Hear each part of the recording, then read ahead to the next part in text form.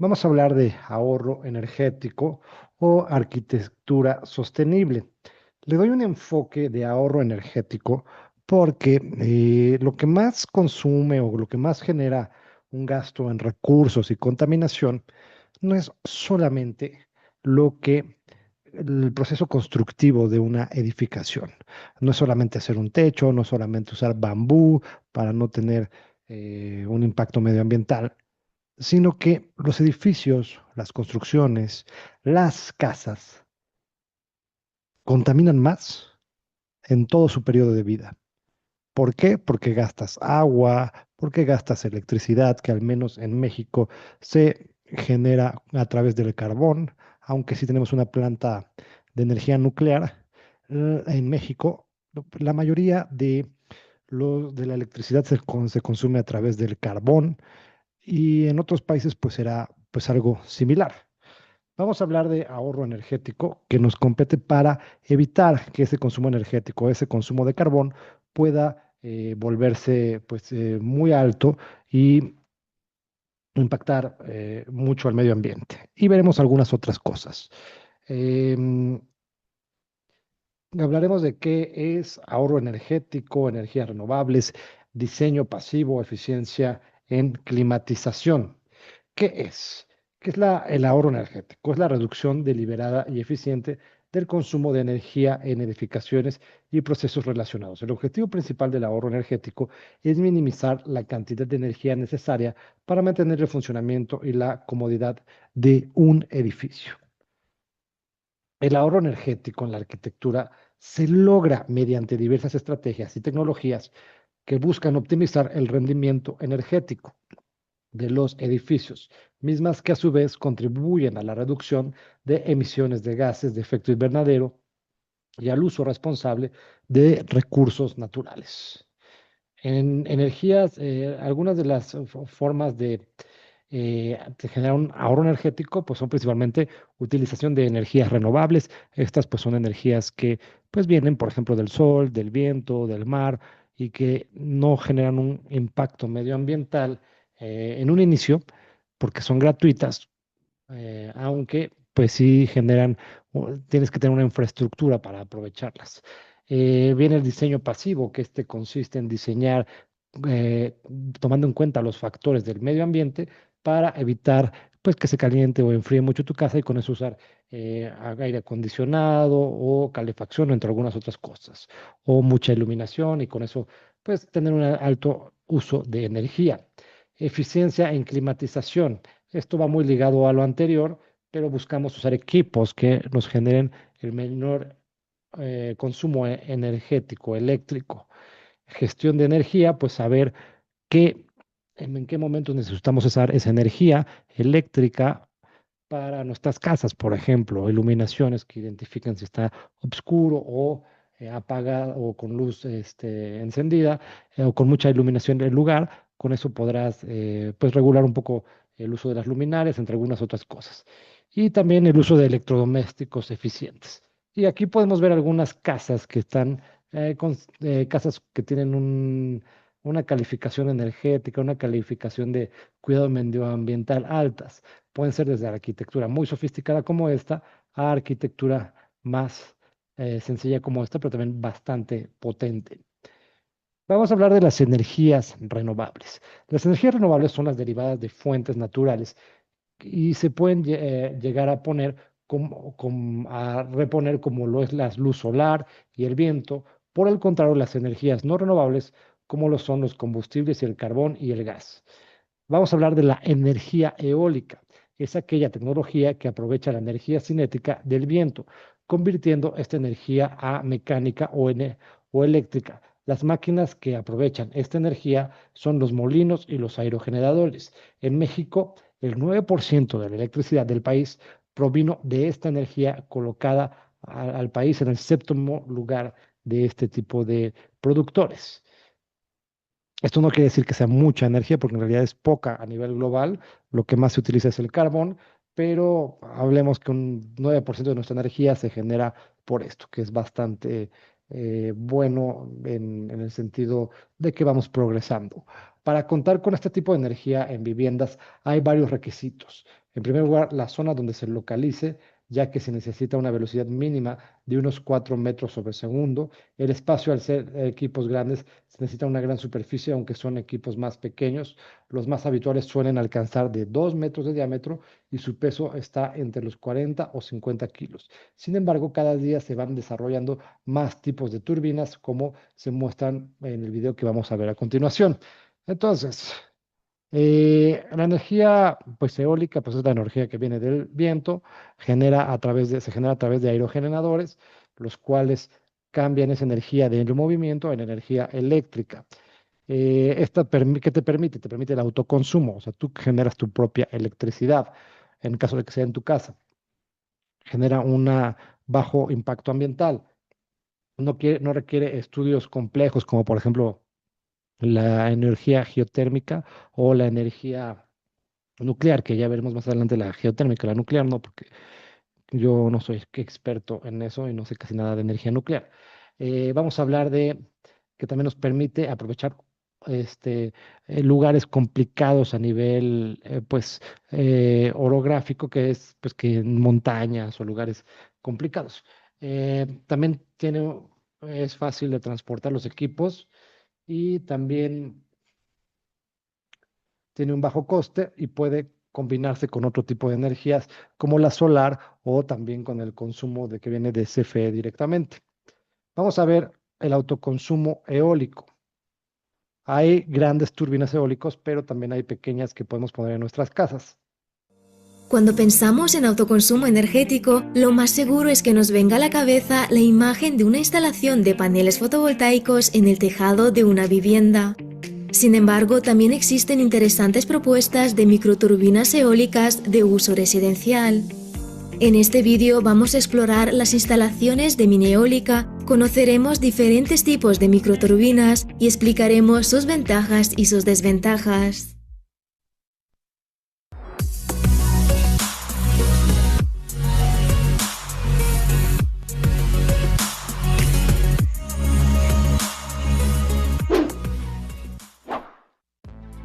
A pesar de que casi siempre la energía eólica se asocia con los gigantescos aerogeneradores de 3 palas, lo cierto es que existen diferentes diseños muy prometedores, como ya vimos en un vídeo anterior del canal. Hoy, sin embargo, nos vamos a centrar en las turbinas eólicas de uso residencial, que generalmente pueden ser de 2 tipos: turbinas de eje horizontal o turbinas de eje vertical.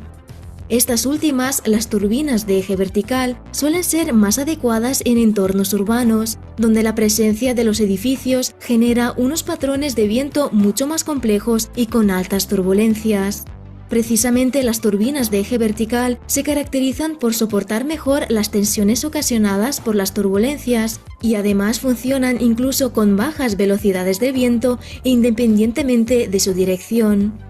Aunque, en contrapartida, los aerogeneradores de eje horizontal suelen ser más competitivos en cuanto a producción de energía eléctrica.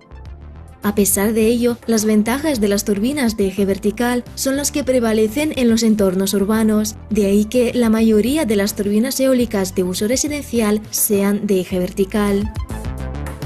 La mini eólica en general cuenta con una serie de ventajas. Las microturbinas eólicas son más silenciosas, fáciles de instalar y con un bajo coste de mantenimiento. Permiten producir electricidad cerca de los puntos de consumo, lo que reduce las pérdidas de transporte y distribución. Además, pueden combinarse fácilmente con la fotovoltaica en instalaciones híbridas. Veamos ahora qué soluciones nos ofrece el mercado. Existen mini turbinas eólicas de diferentes capacidades, desde unas que producen entre 100 a 500 vatios hasta otras con una potencia de 10 a 20 kilovatios. Las primeras turbinas de las que vamos a hablar son las de la empresa islandesa Icewind, que está desarrollando unas microturbinas eólicas de eje vertical que son capaces de producir electricidad a velocidades de viento muy bajas, unos 2 metros por segundo, y pudiendo llegar a operar en condiciones de vientos fuertes de hasta 60 metros por segundo. Actualmente la empresa está trabajando tanto en el desarrollo de turbinas para el uso residencial, las denominadas CW100, como en las turbinas industriales, que están especialmente diseñadas para ser montadas en torres de telecomunicaciones y vigilancia, generando energía eléctrica en condiciones extremas. Su modelo de turbina industrial RW100 tiene una potencia nominal de 100 vatios con una velocidad del viento de 10 metros por segundo, pudiendo llegar a una potencia máxima de 600 vatios con mayores velocidades del viento. Mientras que el modelo RW500 tiene una potencia nominal de 500 vatios con velocidades del viento de 10 metros por segundo y una potencia máxima de 3 kilovatios. Otra empresa que también está desarrollando turbinas verticales es la alemana Luftsight. A diferencia de las turbinas de Icewind, estas son más grandes y más potentes. Su objetivo es crear unas turbinas con la potencia similar a los paneles solares. Su modelo más pequeño, la turbina LS Double Helix 1.5, tiene una potencia nominal de 1,5 kilovatios con velocidades del viento de 15 metros por segundo, mientras que su otro modelo, la turbina LS Savonius 3.0, tiene una potencia nominal de 3 kilovatios con velocidades del viento de 16 metros por segundo. Estas turbinas están pensadas para ser instaladas en tierra firme y no en los tejados de los edificios, ya que tienen una altura considerable de unos 4 metros. Otro posible diseño muy innovador es el que nos ofrece la empresa Halcyon, denominado PowerPod. Se trata de una turbina eólica portátil a pequeña escala diseñada para espacios urbanos. Lo interesante de este diseño es que no consta de partes móviles externas, lo que la hace más segura. Pero además, el avanzado sistema de una carcasa exterior estacionaria y una pala circular interior hacen que el flujo del aire sea canalizado desde el exterior hacia la pala interior, incrementando su velocidad en un 40%. Su potencia nominal sería de 1 kilovatio, aunque en realidad podría producir 3 veces más energía que una turbina convencional de la misma potencia gracias al incremento de la velocidad del viento. Estas son las especificaciones que nos ha ofrecido la empresa, ya que su turbina aún está en fase de desarrollo y todavía no ha sido probada en condiciones reales.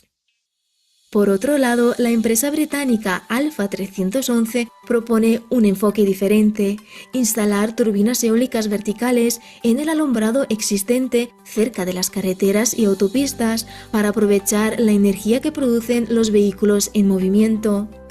Un coche circulando a una velocidad de 100 km por hora produce un aire residual de 5,4 metros por segundo, suficiente para que la turbina se ponga en funcionamiento. Uno de los aerogeneradores de Alpha 311, con una potencia nominal de 2,5 kilovatios y una eficiencia del 30%, puede llegar a producir 5,8 kilovatios hora de energía al día. Imaginaros un tramo de autopista con unas 400 turbinas. Al final del año podría llegar a producir unos 860 megavatios hora de energía eléctrica. Actualmente, una versión más pequeña de sus turbinas eólicas están siendo probadas con éxito en el estadio O2 en Londres, aunque por ahora sus prototipos siguen en fase de pruebas. El siguiente diseño que vamos a conocer también es bastante peculiar. Se trata de la turbina Ridgeblade de la empresa The Power Collective, que es un aerogenerador doméstico que se instala en el techo de una vivienda. Su diseño aprovecha al máximo la forma del tejado. De hecho, este tiene una función importante en concentrar y dirigir el viento hacia la turbina. Actualmente la empresa está desarrollando dos modelos: la turbina RB1 para uso doméstico y la RB2 para uso comercial, que es más grande y más potente que la turbina RB1, aunque también ofrece soluciones híbridas que combinan energía solar y eólica. De hecho, todas las microturbinas que comentamos en este vídeo se pueden utilizar en combinación con sistemas fotovoltaicos, lo que aportaría varias ventajas. Las turbinas eólicas pueden generar energía durante la noche, cuando los paneles solares no pueden. Además, en general, las turbinas eólicas producen más durante el invierno y menos durante el verano, justo lo opuesto a los paneles solares, por lo que se pueden complementar mutuamente para incrementar la eficiencia del sistema en su conjunto. La última turbina de la que vamos a hablar es en realidad un muro de turbinas eólicas. Se trata del Wind Turbine Wall, diseñado por Joe Doucet, quien espera revolucionar la energía renovable urbana con su invento. Verdaderamente, unos aerogeneradores incorporados en las paredes de los edificios podrían ser una solución bastante creativa. El primer diseño que han presentado estaría formado por 25 turbinas verticales y tendrá 7,5 metros de longitud y 2,5 metros de altura, aunque según han explicado, su diseño se podría ampliar prácticamente a cualquier dimensión. Según su creador, podría satisfacer la demanda de un hogar estadounidense promedio, lo que significa que una pared de turbinas eólicas de estas características podría llegar a generar unos 10.000 kWh de energía al año. Y al igual que las turbinas de la empresa Alfa 311, estas también se podrían instalar en carreteras y autopistas, beneficiándose del flujo del aire generado por los vehículos para producir electricidad. Llegados a este punto, la pregunta que surge es: ¿por qué las microturbinas eólicas no están instaladas por todas partes? En primer lugar, no en todos los lugares existe un recurso eólico suficiente y por tanto la instalación de turbinas eólicas no sería viable en todas las zonas. Aunque como ya hemos explicado a lo largo de este vídeo, los aerogeneradores verticales son capaces de generar electricidad a velocidades de viento muy bajas, de unos 2-3 metros por segundo, en realidad la energía que producen a estas velocidades es muy baja. Por ejemplo, como ya comentamos, la turbina RW100 de la empresa Icewind tiene una potencia nominal de 100 vatios con una velocidad del viento de 10 metros por segundo. Pero como se puede observar en este gráfico, con velocidades del viento inferiores, su potencia se reduce significativamente, es decir, genera muy poca energía. Por otro lado, la mini eólica, al estar todavía en fase de desarrollo, sigue siendo una tecnología cara.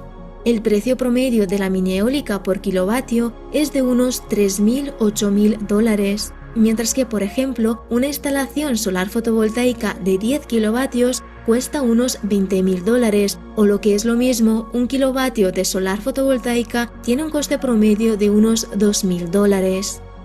Con todo esto, y como ya hemos comentado en varios vídeos de este canal, el futuro de la energía es la combinación de distintas fuentes de energías renovables. Cada una tiene sus ventajas y desventajas. Lo importante es analizar bien cuál es la más rentable en cada caso. La mini eólica, y en especial las microturbinas verticales, todavía requieren de más investigación para que sean más eficientes y rentables económicamente, pero sin duda tienen un gran potencial en la generación de la energía del futuro.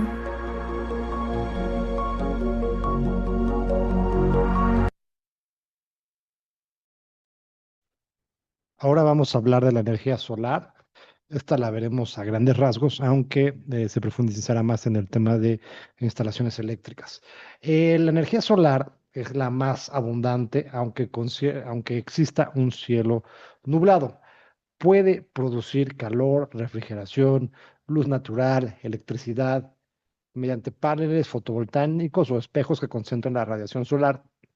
De la energía que llega al planeta solo se aprovecha el 40%. Estamos hablando que la energía solar no solamente es generar electricidad, puede generar calor, frío, este tipo de energía. Solamente se aprovecha menos de la mitad de la energía que llega a la Tierra. Y vamos a hablar de la energía solar térmica. ¿Esto qué quiere decir? Que es el sol generando calor o generando un cambio de temperatura y no generando electricidad.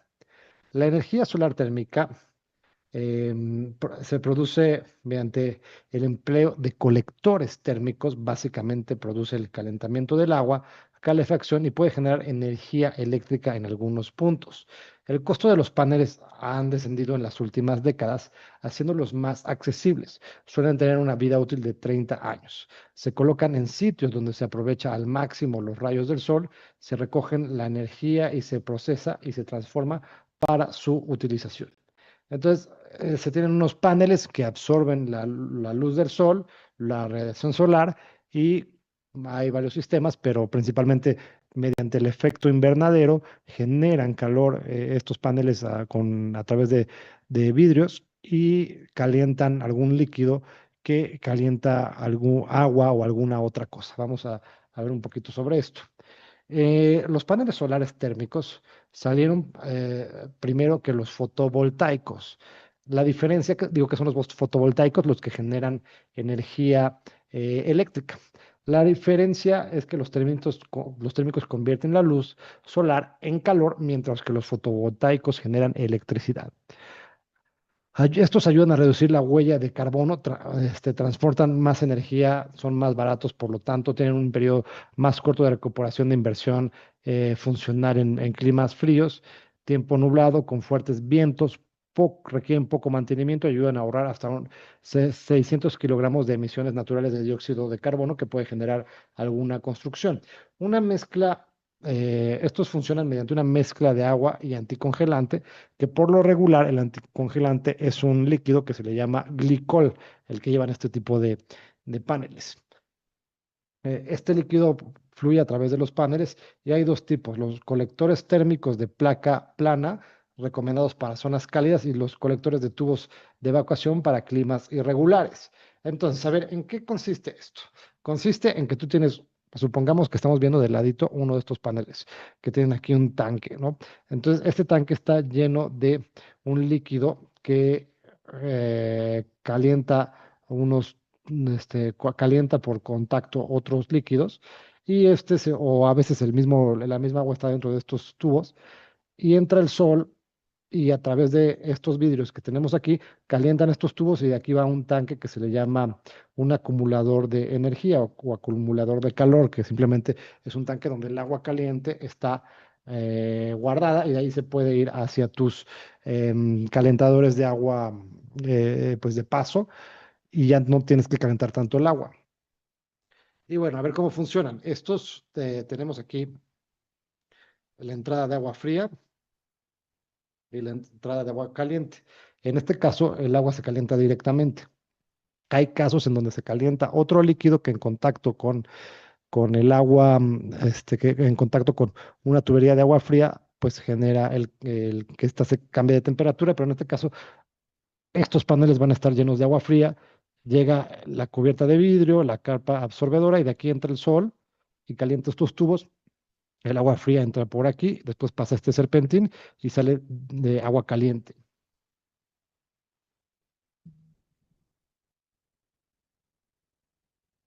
Vamos a hablar de la energía solar, pero en este caso la fotovoltaica. ¿Qué es la fotovoltaica? Pues es la energía eléctrica basada en el efecto pues, del sol. Dicha, bueno, esto se hace mediante un fenómeno llamado el efecto fotoeléctrico y dicho efecto se realiza por medio de celdas fotovoltaicas, que son estos paneles solares, que son semiconductores sensibles a la luz solar que provocan una circulación de corriente eléctrica conjunto de las celdas conectadas entre sí. Las celdas pueden ser de silicio. El silicio es el material típico con el que se hacen las celdas. Es silicio monocristalino que alcanza una eficiencia de entre 18 y 20%. Las de policristalino poseen una eficiencia todavía un poquito más alta, entre 16 y 17.5%. Por último, las de amorgo conllevan peores prestaciones entre el 8 y el 9%. Entonces, a ver, de estas, las más comunes vas a encontrar las de silicio, que son las más comunes, y habrán algunas otras que, si se fijan, las de amorgo, pues tienen un rendimiento inferior. Aún así, aunque compres la más sofisticada, vean cómo la eficiencia energética, o sea, la cantidad de radiación que absorbe y transforma en electricidad, es muy baja. Estas absorben radiación de un 100% y aprovechan el 20%, por ejemplo. O sea, muy bajo lo que se puede aprovechar. Esta tecnología todavía está en pañales, aunque ya está en todas partes. Imagínense que pudieran inventar una celda fotovoltaica que utilizara el 100%.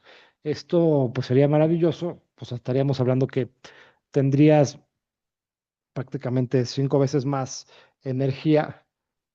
Y, por ejemplo, un dato pues que ya verán con el profesor de instalaciones eléctricas es que tú lo que normalmente tardas en recuperar tu inversión en paneles fotovoltaicos, normalmente, no es en todos los casos, no es una regla, todo depende de tu consumo energético, pero la gran mayoría de los casos, cuando tú pones paneles solares, recuperas la inversión de esos paneles en 5 años. Estamos hablando de que estos paneles tienen una eficiencia energética del 20%. Si tuvieras del 100%, estarías recuperando tu inversión al año. Eso es fantástico. El problema también con los paneles fotovoltaicos es que con el paso del tiempo van perdiendo eficiencia. Entonces, pues es una tecnología que todavía está en pañales. Existen dos tipos de plantas fotovoltaicas. O sea, no solamente hay paneles fotovoltaicos para la casa, sino también hay plantas de generación de energía eléctrica como si fueran una fábrica. Existen dos tipos, las que se conectan a la red y las que no. Las conectadas cuentan con paneles, inversores y transformadores. Las no conectadas cuentan con baterías y reguladores. Entonces, hay la opción de que vamos a traducirlo a nuestra casa. Hay la opción de que tu casa esté en la ciudad y que tengas tus paneles fotovoltaicos y que estos los uses solamente en el día y en la noche uses la electricidad de la calle, que vendría de CFE. Ese es el primer escenario. O hay la otra opción en donde tú tienes una casa en el campo donde CFE no ha llegado, entonces usas paneles fotovoltaicos que alimentan la casa. En este caso necesitarás baterías y reguladores. Y en el otro caso vas a necesitar los paneles e inversores y transformadores. ¿Por qué? Porque ya verán más adelante en la clase de instalaciones eléctricas que existe una cosa que se llama corriente alterna y corriente directa, y la corriente alterna y corriente directa es diferente cuando viene de paneles fotovoltaicos que cuando viene de la calle, entonces tú necesitas cambiar ese tipo de corrientes. Ya lo verán un poquito más a profundidad. Vamos a hablar un poquito de paneles fotovoltaicos. Gracias al efecto fotoeléctrico, la radiación electromagnética emitida por el sol se convierte en energía eléctrica. Los paneles fotovoltaicos van a estar formados por celdas que absorben las partículas lumínicas, que se les llaman fotones, y liberan electrones y corriente eléctrica continua. En este punto dice, la energía eléctrica continua producida por los paneles se transforma en corrientes alternas gracias a los inversores. Y los transformadores elevan la energía a media tensión hasta 36 kilovoltios. Y la energía eléctrica alterna, ya apta para el consumo, es distribuida gracias a las líneas de transmisión. Vamos a ver un poquito de cómo funciona la energía fotovoltaica. La fotovoltaica es una energía renovable y no contaminante que utiliza los rayos del sol para generar electricidad. Gracias a los recientes avances técnicos, se ha convertido en la actualidad en una solución muy interesante y tiene un gran potencial a futuro, tanto en grandes plantas como en instalaciones residenciales. Gracias al efecto fotoeléctrico, la radiación electromagnética emitida por el sol se convierte en energía. Los paneles fotovoltaicos están formados por celdas que absorben fotones de luz y liberan electrones, generando una corriente eléctrica. La energía continua producida por los paneles se transforma en corriente alterna apta para el consumo, gracias a los mecanismos llamados inversores. Los transformadores elevan la energía a media tensión, con lo que ya puede distribuirse a la red a través de las líneas eléctricas. La fotovoltaica se produce en varios tipos de instalaciones, desde pequeños generadores para autoconsumo instalados en los tejados de las viviendas, hasta enormes centrales que generan grandes cantidades de electricidad. También se utilizan en zonas remotas para dar luz y agua caliente a casas y granjas no conectadas a la red eléctrica.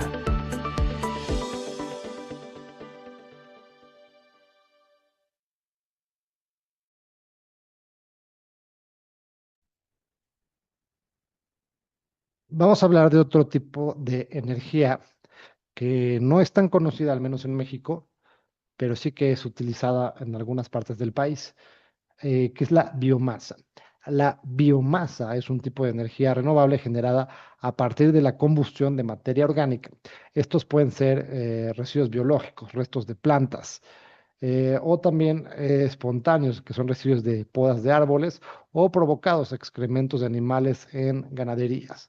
La biomasa, al tener diversas procedencias, permite que se obtengan diferentes tipos de productos como el carbón vegetal, el etanol o biogás. Estos son productos de fuentes energéticas que nos podrán funcionar para calefacción, por ejemplo, a través de los cuales se pueden generar electricidad o calefacción, cualquiera de estas cosas. Em, Imagínate que puedes con restos de hojas de plantas generar electricidad. La energía de biomasa, bioenergía, puede ser generada tanto en el ámbito doméstico mediante una caldera como a gran escala en una nave industrial. Y bueno, tenemos los residuos agrícolas, residuos industriales, forestales y agroalimentarios, residuos urbanos y ganaderos. Vamos a ver cómo funciona la biomasa. ¿Sabes cómo funciona la biomasa? La energía de la biomasa consiste en usar materia orgánica como fuente de energía.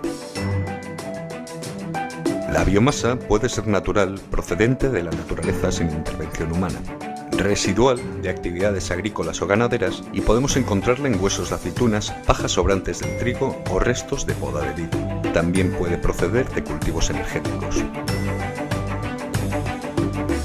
La madera es el material más utilizado, ya sean astillas, pellets o serrín.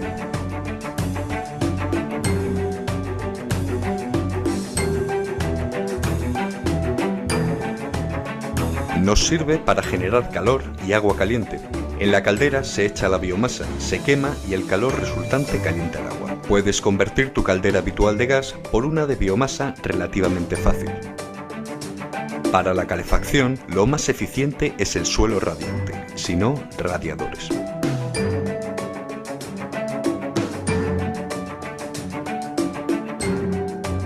En ocasiones se usa para generar electricidad. Consta de un almacén, de ahí cae el material al horno y produce calor que calienta el agua que va por unos conductos. Se convierte en vapor y el vapor va a una turbina. Esta se conecta a un generador que produce electricidad. El vapor va a un condensador que lo enfría, se convierte en agua y comienza de nuevo el proceso.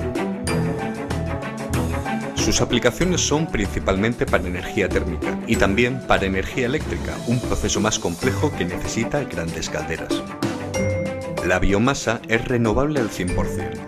Reduce el uso de combustibles fósiles ayudando a reducir la huella del carbono. Genera empleo y desarrollo en áreas rurales. La reutilización de materiales significa reciclaje y eliminación de residuos. Disminuye la dependencia externa para abastecerse de combustibles. En la actualidad podemos afirmar que existe tecnología fiable y a costes competitivos. Es un fuerte competidor del gas natural y derivados del petróleo. En la década de los 70, la biomasa era un combustible tradicional. Ha sido en los últimos años cuando se ha sustituido por los combustibles fósiles. Una planta de biomasa media puede evitar 200.000 toneladas al año de CO2 que emitiría una central térmica de carbón. Las cenizas resultantes se usan como abonos y fertilizantes agrícolas.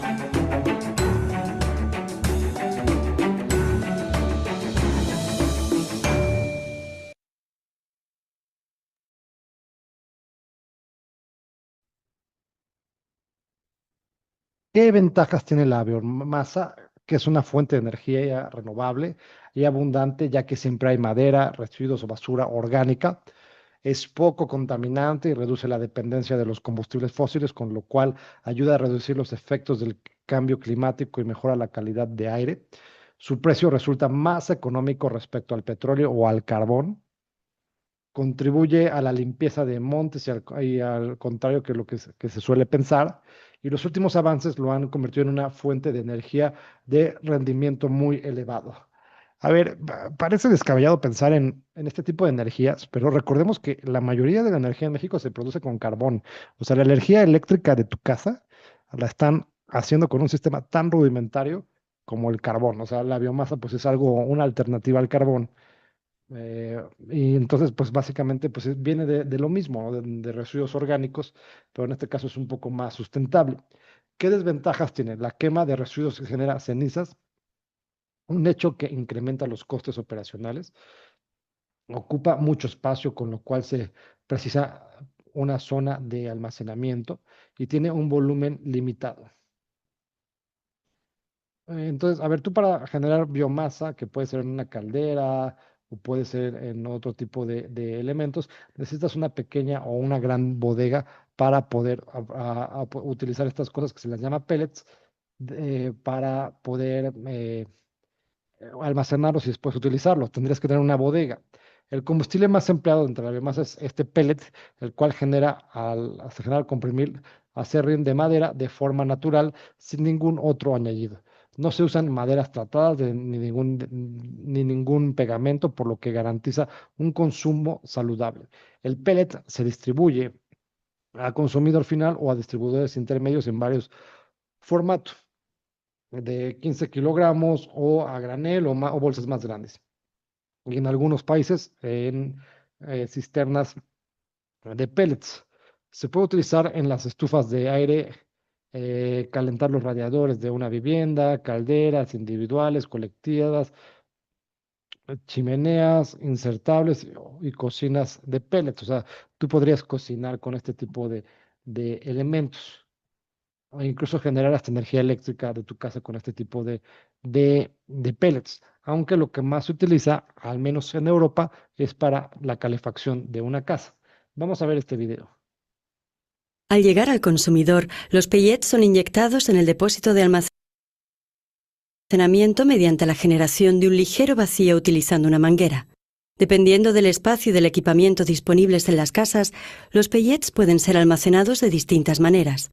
Silos de metal, contenedores de material plástico reforzado con fibra de vidrio o contenedores de tela que pueden colocarse tanto dentro como fuera del hogar. También se pueden emplear tanques de almacenamiento o aprovechar el espacio disponible en el sótano. El tamaño óptimo del espacio de almacenamiento depende del requerimiento anual de combustible. En función del tipo de calefacción utilizado, sean estufas individuales o calefacción central, los pellets deben suministrarse de manera diferente. Mientras que las estufas individuales deben rellenarse con pellets de forma manual, las calderas centrales totalmente automáticas son alimentadas a través de una cinta transportadora o sistema de suministro conectado directamente al depósito. De esta manera, el combustible llega al depósito diario de pellets adecuado, cuyo volumen sea suficiente, dependiendo de la demanda de calefacción, para un tiempo de combustión de 24 a 100 horas.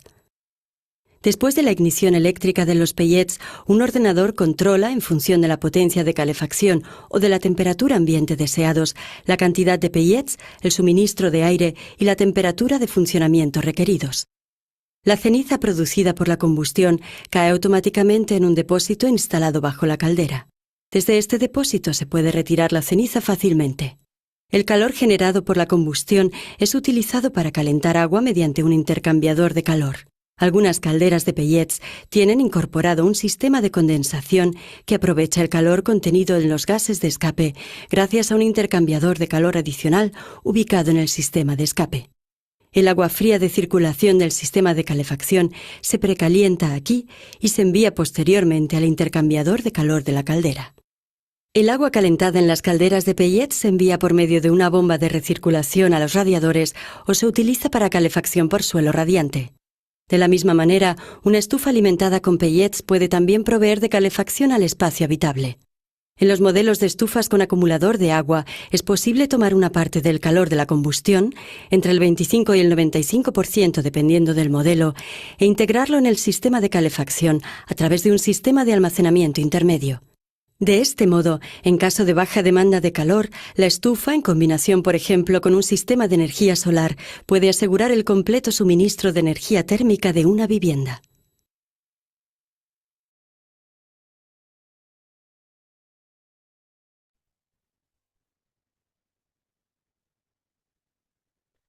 Vamos a hablar de otra energía bastante interesante, que es la energía geotérmica. Ahorita estamos viendo los tipos de energía, ya más adelante vamos a ver algunas técnicas pues utilizadas en el mundo para pues generar un acondicionamiento bioclimático en nuestras casas, entre algunas otras cosas.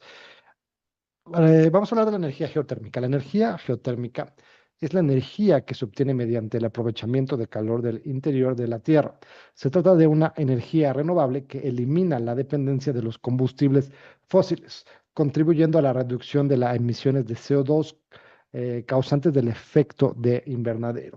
Aprovecha la temperatura constante del suelo para climatizar edificios y viviendas, y el calor del subsuelo se mantiene a una temperatura constante durante todo el año.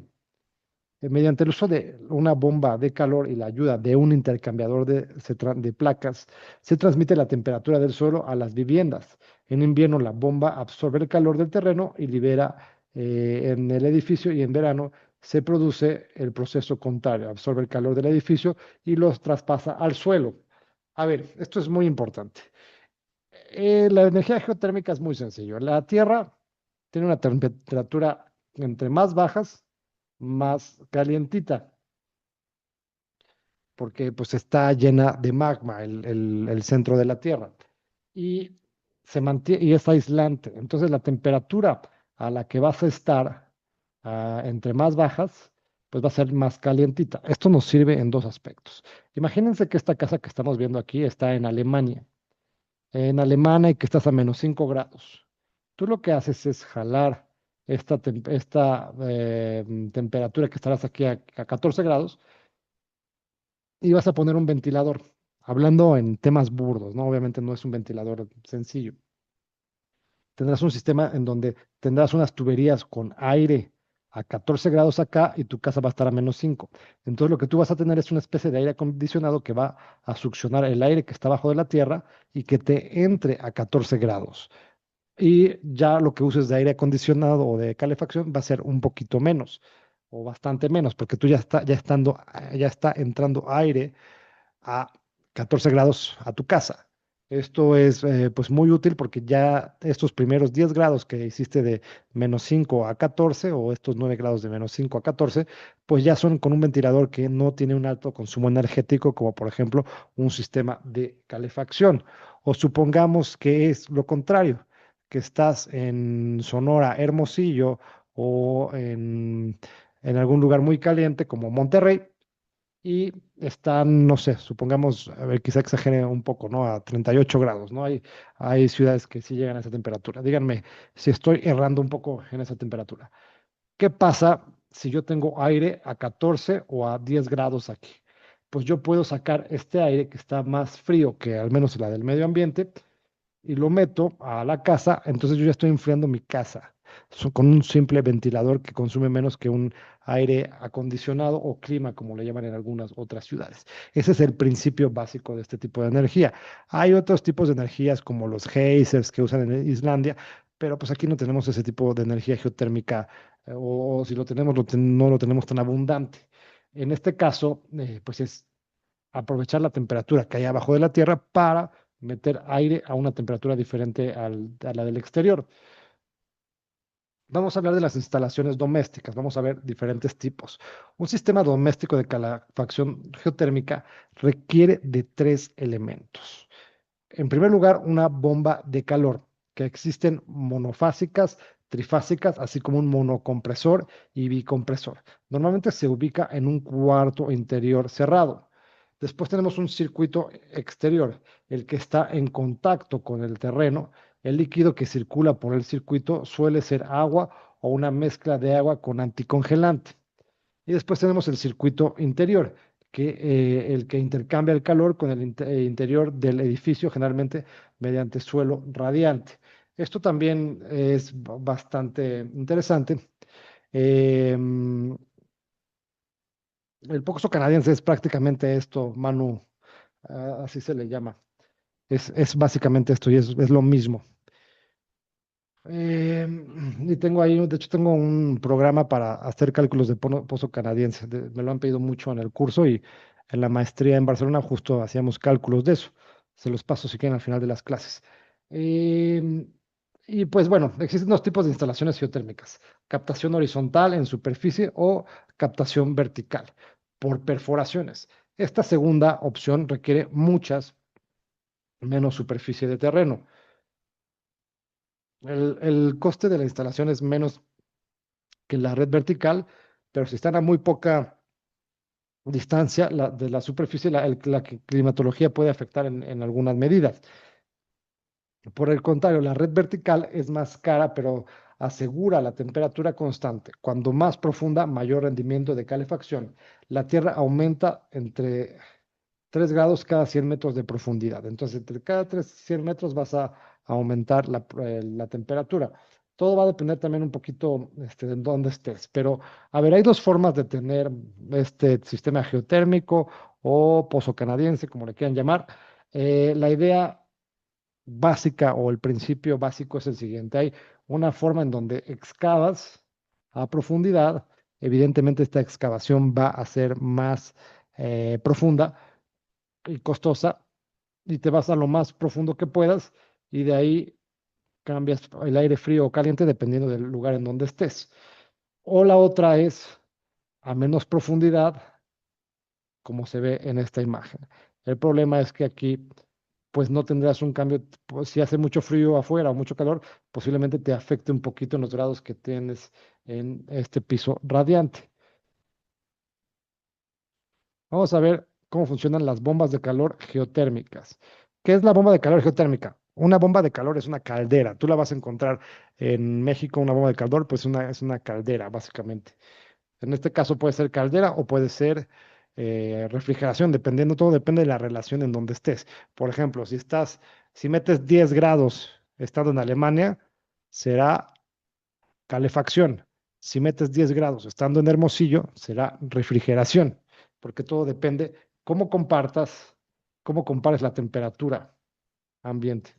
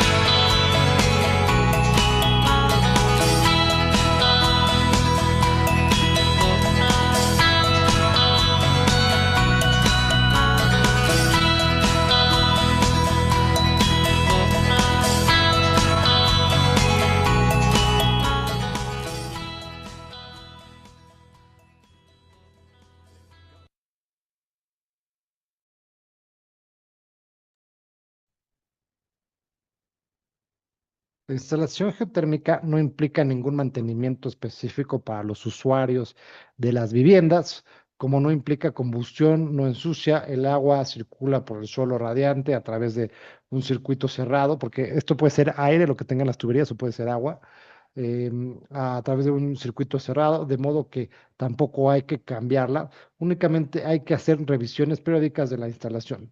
Además, la vida útil del equipamiento de la geotermia es muy larga. Las bombas de calor pueden durar 20 años y el intercambiador una media de 50 años. La energía geotérmica se usa ampliamente en algunas regiones. China juega un papel importante en este sector, pero también lo hace en países como Suecia, Nueva Zelanda, aunque sin duda quien más partido le ha sacado a esta energía es Islandia. Pero ellos tienen geysers de este tipo de energía con temperaturas muy altas y esto les ayuda pues, a calentar sus hogares. Entonces, pues como que no se puede comparar esto con países que no tienen este tipo de cosas, ¿no? Y pues bueno, a ver, veamos este diagrama. En verano te genera refrigeración, ¿no? Supongamos que en vez de verano, que sea Hermosillo, refrigeración. Entonces, sacas la temperatura inferior a la del medio ambiente y la metes. Y en Alemania, sacas la temperatura mayor a la del medio ambiente y la metes a tu casa. ¿Qué ventajas tiene este tipo de energía? Que es eficiente y sostenible, tiene una menor dependencia de combustibles fósiles, menor huella de carbono, costos operativos más bajos a largo plazo, y desventajas es que requiere una inversión inicial fuerte, la instalación puede ser compleja y requerir espacios exterior, la eficiencia puede variar según la región o el tipo de sistema. Y aquí vemos un par de diagramas de este tipo de sistemas. Vamos a hablar de la calefacción geotérmica, en donde el clima es frío, o sea, Alemania, o Canadá. ¿Por qué se le llama pozo canadiense? Como dice Manu, porque los canadienses lo usan muchísimo, aunque no son los que lo inventaron. En regiones donde el clima es frío se puede instalar sistemas de calefacción geotérmica. Estos sistemas utilizan bombas de calor geotérmica que extraen el calor del suelo a través de un flujo refrigerante y lo utilizan para calentar el aire o el agua que circula por los radiadores o sistemas de calefacción por el suelo radiante. ¿Qué es el suelo radiante? Pues es un piso abajo de tu loseta o de tu madera y tiene un serpentín. Y en ese serpentín pues tienes lo que es pues este líquido refrigerante o el aire refrigerante que calienta tu suelo. Refrigeración geotérmica en climas cálidos, o sea, en Hermosillo, los sistemas de refrigeración geotérmica pueden enfriar los edificios utilizando el calor del interior del edificio y liberándolo en el suelo más frío. Estos sistemas pueden ser más eficientes que los sistemas de aire acondicionado convencionales.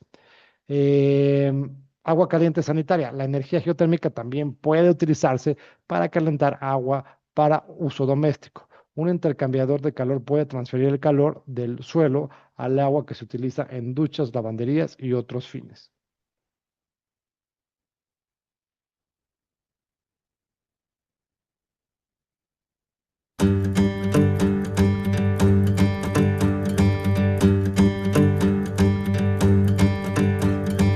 La geotermia es la energía renovable que aprovecha el calor que emana del interior de la Tierra. Una fuente de energía limpia y eficiente. Está bajo nuestros pies y puede explotarse en casi cualquier lugar. El calor generado en el interior de la Tierra fluye hasta la superficie donde se puede aprovechar. La energía geotérmica se manifiesta de forma natural como géiseres, fuentes termales o incluso volcanes.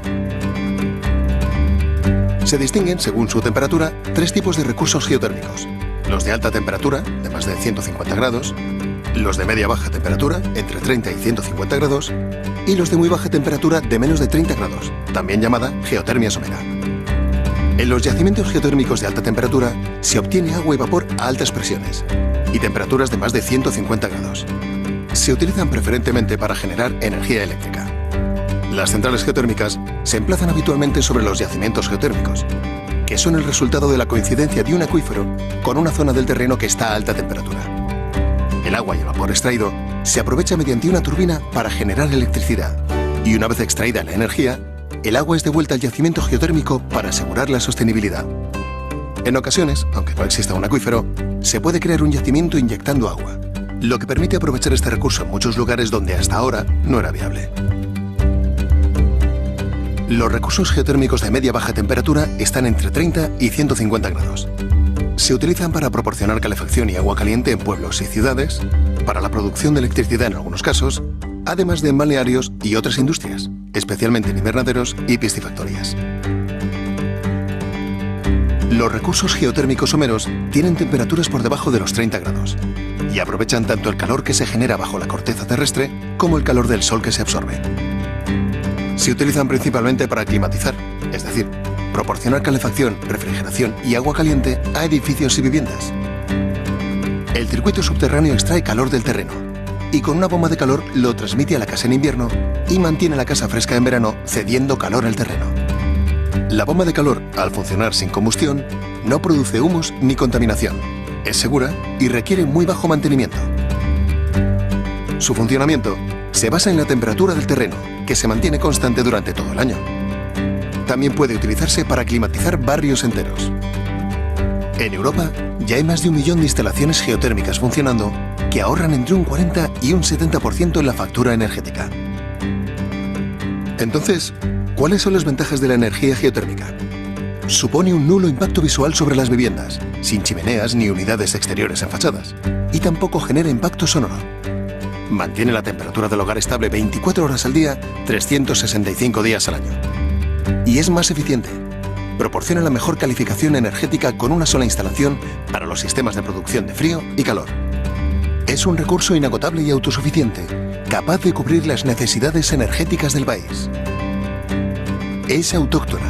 España tiene un enorme potencial geotérmico a la espera de ser aprovechado. Tenemos la energía geotérmica justo bajo nuestros pies. Además, se trata de una industria 100% local, con potencial de creación de miles de nuevos empleos en España. Así es la geotermia, la fuente de energía inagotable, limpia, barata y constante que nos ofrece la Tierra. Aprovecha la energía que está bajo nuestros pies. Geoplat, plataforma tecnológica española de geotermia. Ministerio de Economía y Competitividad, Gobierno de España.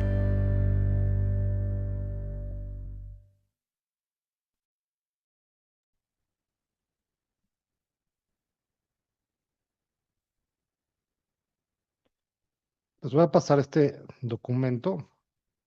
Este es el cálculo de un pozo canadiense. Es un Excel y con este puedes calcular algunas cosas. En este caso es la mansión, o sea, la casa. Ves los metros cuadrados. Está en francés, perdón, ahí ya lo traducen, ¿no? Pero eh, las renovaciones del aire, a ver qué tienes que tomar en cuenta, que tienes que renovar el aire continuamente para tener una buena calidad de aire. Parámetros que competen, temperatura de entrada, temperatura de salida, temperatura mayor y estas ecuaciones. Ustedes se los paso y si quieren estudiarlo lo pueden estudiar. Déjenme mostrarles otra cosa que les va a pasar. Les voy a pasar este otro documento. El diseño de la automatización y control de un sistema de ventilación natural forzada a partir de los tubos enterrados para espacios interiores en el edificio de Eléctrica 2 de la Universidad Industrial de Santander. Entonces aquí van a ver, ay, se, se trabó esto, perdón. Creo que estos PDFs están un poco pesados. Van a ver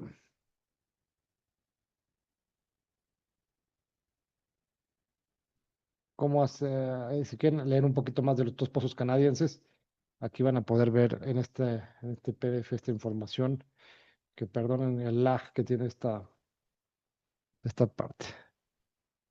Y finalmente les voy a pasar, ay, perdón, permítanme que se destrabe esto.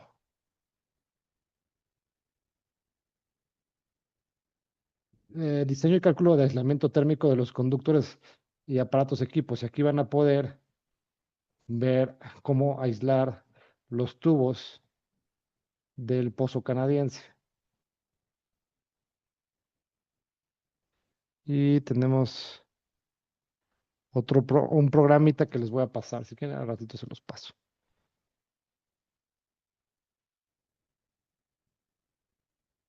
Les voy a pasar todo en un momento. Vamos a hablar del diseño pasivo. ¿Qué es el diseño pasivo?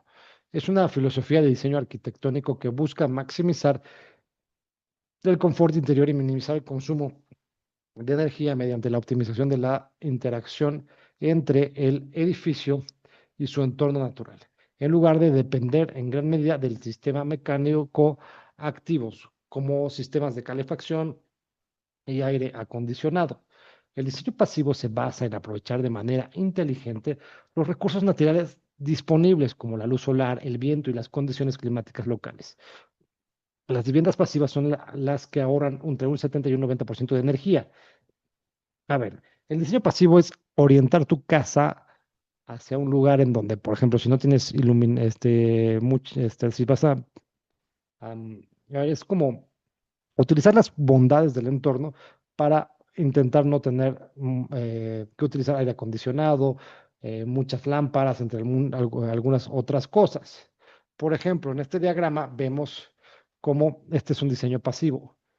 Tenemos un esquema en donde el aire atraviesa la casa y refresca la casa. Y en este tenemos otro esquema en donde abrimos las ventanas y tenemos un efecto invernadero y calentamos la casa. Por ejemplo, este sería en verano y este sería en invierno. Entonces, utilizar el entorno para evitar utilizar sistemas como aire acondicionado, iluminación artificial, refrigeración, entre algunas otras cosas. ¿Qué puedes utilizar? Pues puedes utilizar la orientación de la casa, los tipos de ventanas, orientación de ventanas, orientación de ductos de ventilación, entre algunas otras cosas. Lo más importante, pues, es la orientación del edificio. En algunos continentes, bueno, en México, bueno, en el continente, más bien en el hemisferio norte y en el hemisferio sur es al revés. En México, el sol sale al revés que aquí. Por ejemplo, este es un hemisferio sur. Entonces, nosotros tendríamos el sol al sur y nos va a dar todo el día el sol en la fachada sur. ¿Esto qué nos implica? Pues implica que si la fachada sur va a estar totalmente conectada con el sol durante todo el día, pues evitar tener muchas ventanas para que no se caliente nuestra casa. Esto es un poquito de la orientación. Luego, un factor fundamental, además de la orientación, o sea, de no orientar ventanas directamente al sol, no orientar ventanas a donde nos vayan a dar una buena iluminación, entre algunas otras cosas, existe el tema fundamental que es la ventilación. Nosotros necesitamos tener una excelente ventilación porque siempre el aire que nosotros consumimos dentro de un espacio, nosotros nos acabamos generamos CO2, o sea, consumimos el oxígeno y generamos CO2 y este gas pues no nos permite pues respirar bien. Entonces necesitamos intercambiar el aire que tenemos en nuestro cuarto, en nuestra habitación, constantemente, renovar al menos, hay una cosa que se llama renovación hora, dependiendo de cuántos habitantes hay en un espacio, pues se tiene que renovar más veces durante una hora. Entonces, esto se puede hacer mediante métodos artificiales, como por ejemplo sería en una habitación de hotel que no abren las ventanas y tienes un extractor de aire y este saca el aire de la calle o de algún espacio y mete aire limpio, ¿no? Por ejemplo, de aire acondicionado. En otros lugares puedes hacerlo mediante una ventilación cruzada de ventanas. Estas ventanas pueden estar, como aquí se ve, pasando el aire de un lugar a otro y eso hace que el aire que tienes lleno de CO2 ya tengas un aire pues más puro en oxígeno y puedas pensar mejor. ¿Qué pasa si tienes puro CO2 en tu espacio? Pues te cansas más, te quedas dormido, tus funciones biológicas pues no están al 100%, entonces necesitas renovar el aire siempre. Por ejemplo, mucha gente dice, no, hay mucha contaminación en la calle y voy a cerrar las ventanas y todo, voy a estar encerrado todo el día en mi casa. Eso tampoco es tan bueno porque si no vas a estar respirando puro CO2. En un avión, por ejemplo, renuevan el aire constantemente. Seguramente tendrán algunos filtros para que tengas un aire pues mejor. Vamos a ver la ventilación natural. El diseño pasivo promueve la ventilación cruzada para mantener un flujo de aire fresco en el interior. Colocar aberturas en lugares estratégicos permite que el aire circule y reduzca la necesidad de ventilación mecánica. Para ello, la abertura de la ingesta, donde llega mayor viento, debe ser igual o 25% menor que la apertura de salida.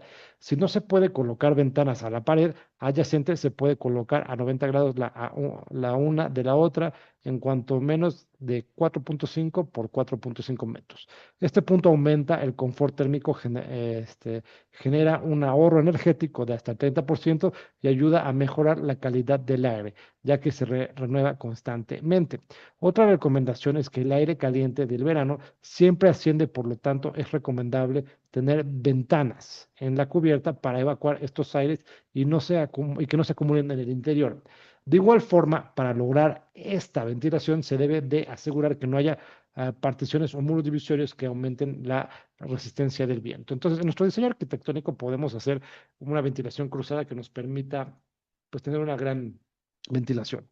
Aquí tenemos, por ejemplo, pues esta casa en donde tiene un diseño pasivo bastante interesante. Vamos a analizarlo. Por ejemplo, el sol, voy a abrir, permítame abrir un programa de computadora que utilizo yo. El sol en verano está más arriba y en invierno está más abajo. ¿Esto qué quiere decir? Que, por ejemplo, en verano yo tengo esta casa que le puse un techo aquí hueco que me permite tener un colchón de aire aquí arriba para que en verano que está más arriba el sol, pues se caliente aquí arriba y no se caliente tanto aquí abajo. Y lo mismo pasa con la subida del aire. El aire caliente, como se hace en los globos aerostáticos, tiende a subir, o más bien siempre sube.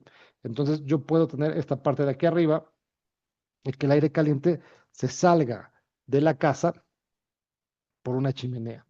Eso para verano. Si es invierno, pues voy a cerrar esta chimenea para que no se vaya el aire caliente. En invierno, el sol va más por abajo, entonces esta saliente que tiene o alero que tiene la casa va, en este caso nos protege del sol del verano, pero en invierno el sol tiene una posición que puede darle a la ventana y calentarnos la casa. Este es un diseño bioclimático. Este alero nos da protección del sol del verano y esta ventana funciona mejor en invierno. Y además tenemos este efecto chimenea para sacar el aire caliente de la casa. Vamos a ver cómo se comporta el sol.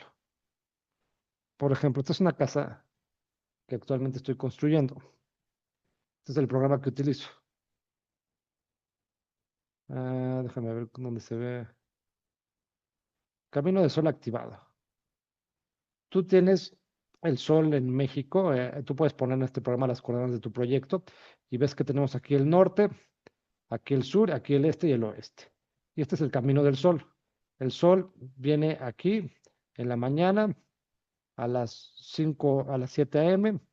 y al finalizar el día hace esta trayectoria. Así pasa en esta casa. Vean la trayectoria que tiene el sol.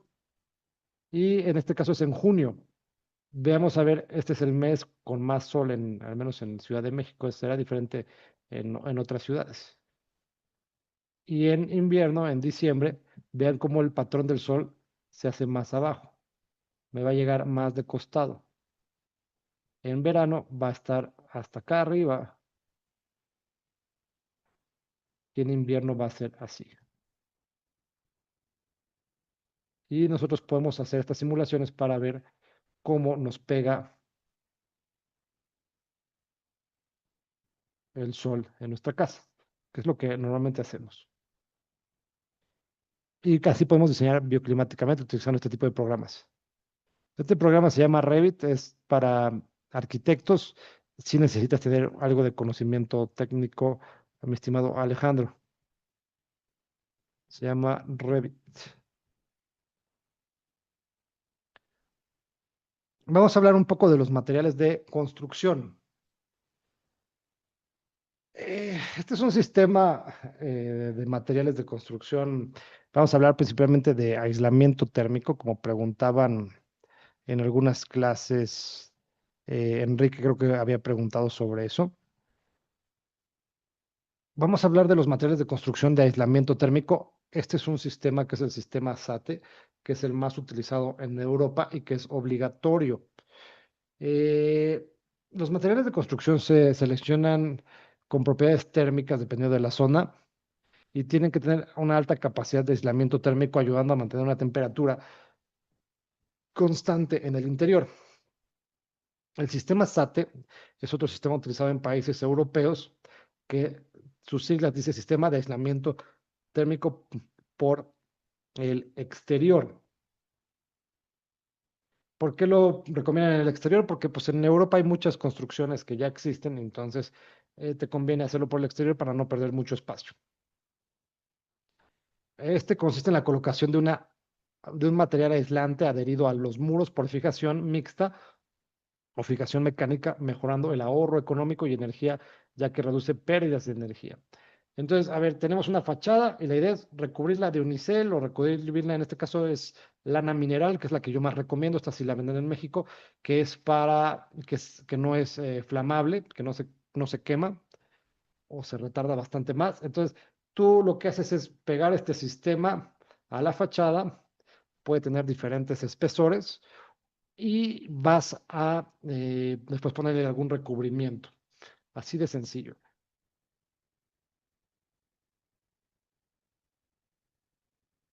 Este sistema, por ejemplo, aquí vemos un muro, tiene una malla, un aislamiento térmico aquí que se pega a la fachada, tiene un anclaje que puede ser este círculo que se atornilla al muro, o pueden haber algunas otras sistemas dependiendo de la marca.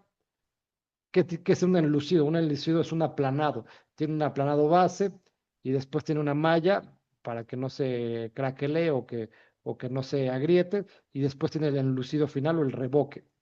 Vamos a ver este otro sistema. Tiene un muro de soporte, después tiene un mortero adhesivo, o sea, un pegamento para pegar el unicel, después tiene un aislamiento térmico, digo más bien el unicel, aislamiento térmico, después tiene una capa base como de aplanado, después tiene una malla, sobre esa malla se pone el aplanado final. Así de sencillo. Tienen algunos de estos, no todos tienen estos perfiles de arranque, que son unos perfiles de aluminio que se ponen para soportar el sistema. No todos los sistemas lo tienen, o más bien no todo el mundo lo pone, pero recomiendo ponerlos. Y la idea es forrar la casa completamente. Esto, a ver, Aisla lo usan en España, es obligatorio ya, desde hace 6 años para acá es obligatorio.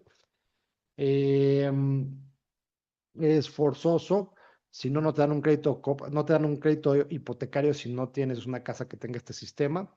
Más bien, no puedes comprar una casa con crédito hipotecario, el banco no te lo da si no tiene este sistema. Y en España es un lugar maravilloso para hacer este tipo de ejemplos porque tienen clima muy caliente y muy frío. ¿Esto qué nos va a generar? Que cuando haga mucho frío, pues va a estar calientito porque no va a salirse el calor, y cuando haga mucho calor, pues el aire acondicionado que pongas adentro de la casa se va a mantener la temperatura de adentro como si fuera un termo. Cuando compras un termo, pues mantiene fría tu bebida, ¿no? Va a ser lo mismo aquí.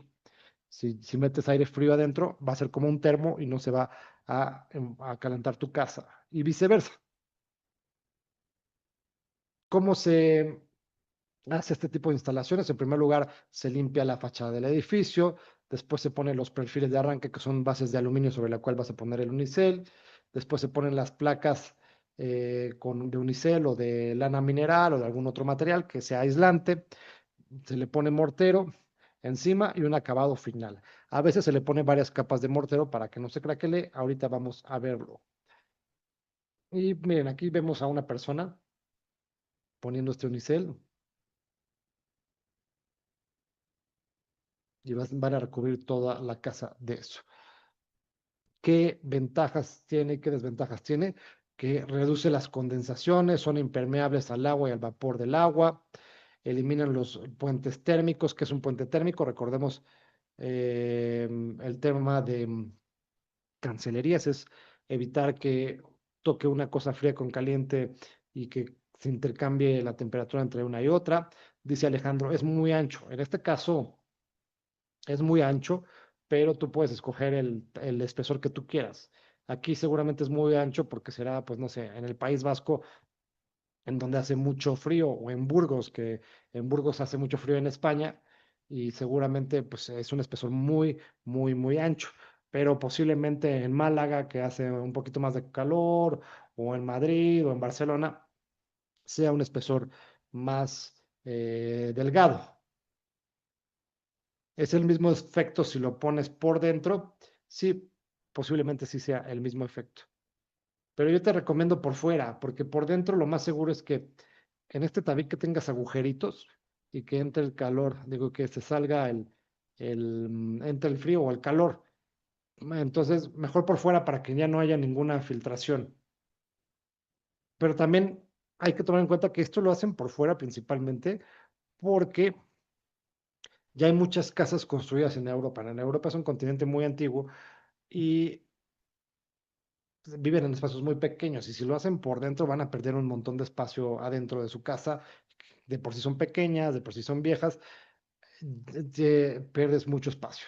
Y además es más fácil hacerlo en toda la fachada. Lo ideal es hacerlo en toda la fachada para que sea un edificio pues que funcione perfecto, porque no, si es un edificio, imagínate que tu vecino no tiene este sistema por dentro bien, o también recordemos que puedes clavar clavos en un muro y puedes perforar el sistema. Entonces, lo mejor es hacerlo por fuera, mi estimado Alejandro. Te puedes ahorrar hasta un 50% de factura de la luz, sobre todo en refrigeración o calefacción. ¿Y qué desventajas tiene? Pues que tiene un mayor coste de mantenimiento, un riesgo de incendio si es de unicel, si es de lana mineral, que la lana mineral es esta amarillita, pues no hay incendios. Es difícil de reparar en algunos casos y reduce la transpiración del edificio. Vamos a ver cómo se aísla una fachada con este sistema.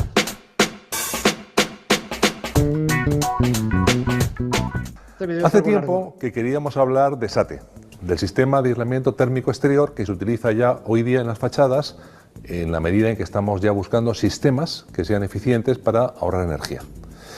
Como no encontrábamos sistemas que nos parecieran accesibles al trabajo normal de los profesionales habituales y demás, lo hemos ido dejando y ya hemos encontrado un sistema que nos parece que reúne las características de ser técnicamente muy bueno y al mismo tiempo ser accesible a que los profesionales puedan trabajar con él sin ninguna dificultad.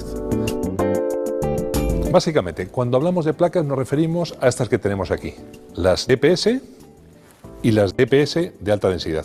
También hay otras, XPS, que es un material que se utiliza con más densidad para casos especiales. Y también se usa de forma complementaria la lana de roca. Lógicamente, el nivel de aislamiento depende del espesor de placa. Y el espesor de placa lo vamos a elegir en función de las zonas climáticas que tenemos en el país. Según la temperatura ambiente que yo tengo, será recomendable una u otra. En principio, se suele trabajar entre 6 y 12 centímetros según las zonas que hay en España. Ves que tenemos dos tipos de placa que te he enseñado, porque también hay diferencia respecto a la dureza. Normalmente utilizamos la placa DPS y en las zonas de zócalo normalmente se usa la placa DPS de alta densidad. Si tenemos zonas donde puede haber impactos, como pasa en las fachadas de colegios, con los balonazos, por ejemplo, podemos utilizar la XPS, que nos da más resistencia a ese tipo de golpes. Algo muy importante, cuando hablamos de SATE hablamos de un sistema. Y este sistema se llama así porque integra productos y técnicas de aplicación que tienen que ir juntas para que se consiga el resultado adecuado. Cuando esto es así, además, estos sistemas tienen una certificación, la certificación ET europea, que nos garantiza que realmente cubren los objetivos que estamos buscando. Y lo que vamos a ver justamente es hoy cómo se aplica un sistema y observar claramente cómo se van utilizando unos productos u otros, sabiendo que no son sustituibles, porque en el momento en que lo hacemos perdemos esa condición de sistema y por tanto perdemos la posibilidad de que sea una aplicación certificada. La aplicación no la voy a hacer yo, la va a hacer por supuesto un profesional de primera línea, un aplicador especialista de Bézier, Sebastián Martínez Roberts, con lo cual lo que vamos a hacer es de alguna manera trasladar los cursos especializados que hace Bézier a nuestro canal, con lo cual aprovechamos para dar gracias a Bézier por permitirnos hacer esto. El trabajo que hemos estado viendo nosotros con Sebas, en este caso de perfiles, que hay más, o en otros casos de aplicación, lógicamente puede tener más complejidades y es importante por eso que los profesionales tengan una información más amplia de la que nosotros podemos dar. Si es tu caso y quieres participar en uno de los cursos de Bézier, nosotros te vamos a dejar abajo en la descripción el enlace donde puedes ponerte en contacto con ellos y apuntarte para que cuando haya un curso en tu zona te puedan avisar. Lo primero que hemos hecho ha sido colocar el perfil de arranque. Siempre arrancamos desde una esquina de la fachada y atornillamos en la primera posición. No va a ser en el primer orificio que tenemos para tornillos, sino siempre en el segundo. Una vez que ya tenemos sujetos de tornillo, nivelamos y procedemos a poner los restantes tornillos. Nosotros, como estamos trabajando sobre placa de yeso en nuestra maqueta, lo estamos haciendo directamente con tornillos para placa.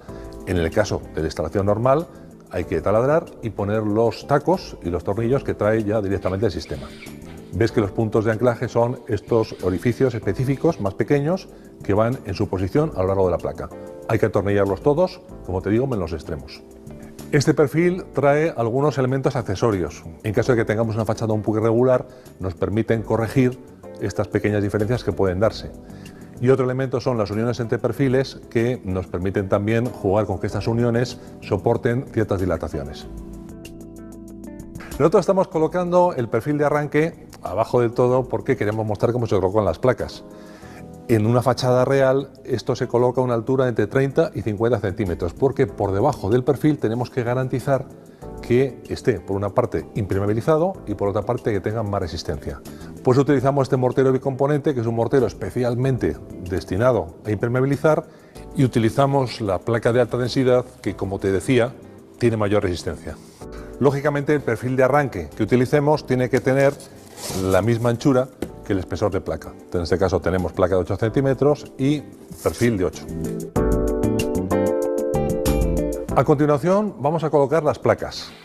Para colocar las placas nosotros hemos utilizado este mortero, el 12003, aunque se puede utilizar también el 12007, que vamos a aplicar directamente con una llana dentada del 10, que es la que nos va a dar un espesor adecuado para la colocación de las placas.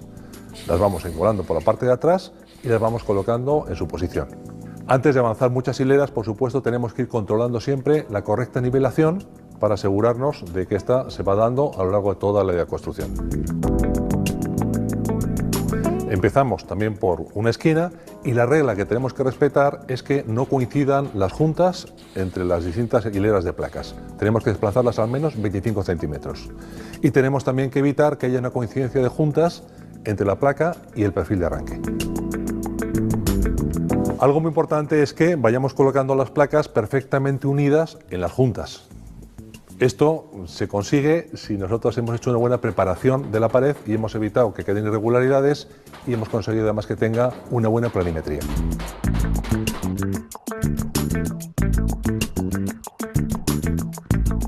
Sebas está haciendo el corte de placa con un cuchillo térmico, que es la herramienta perfecta, sobre todo cuando hay que cortar muchas placas. Si no, se puede hacer también con un cuchillo especial para ese tipo de materiales. Te dejo abajo algunos enlaces para que veas de qué herramienta se trata.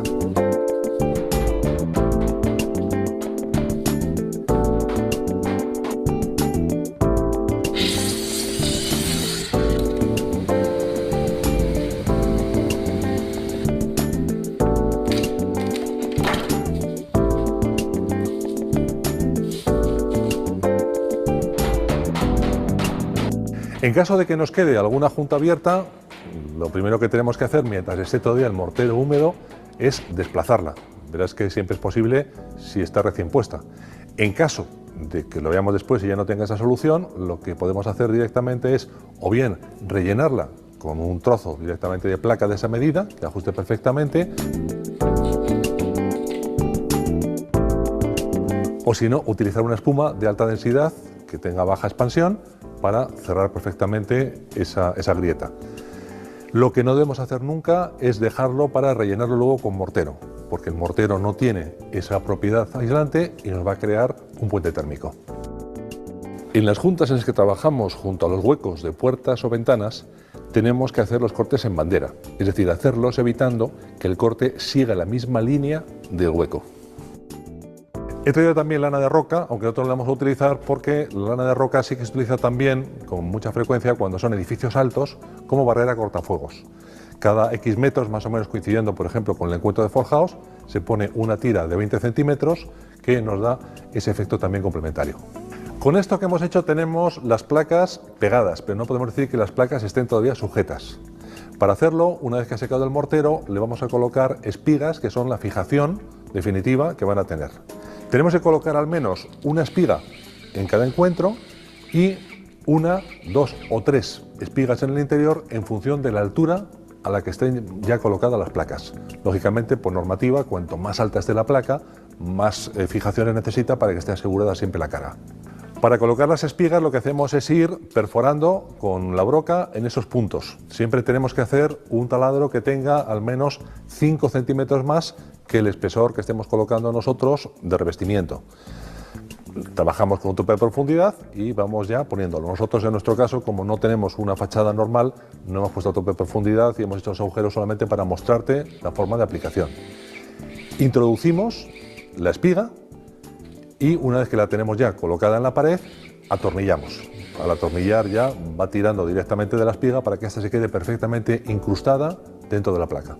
A continuación vamos a colocar ya la malla que protege el perfil de arranque, que por una parte hace una función de vierteaguas y por otra parte nos permite también que sea mucho más fácil la colocación encima del mortero.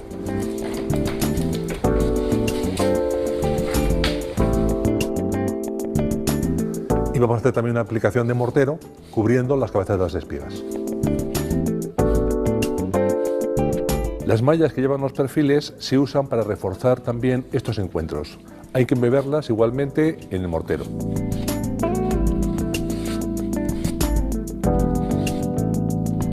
Este sería también el momento de reforzar los puntos singulares, poniendo estos perfiles de esquina, por ejemplo, que se acoplan a la esquina y nos dan el refuerzo necesario con un guardavivos que protege este punto.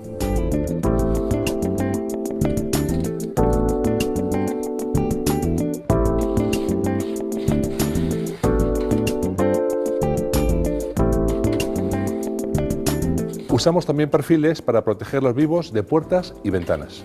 Estos perfiles además nos refuerzan integralmente toda la ventana, trabajando junto con los de esquina, porque solapan las mallas y permiten que tengan así una superficie con mucho mayor refuerzo.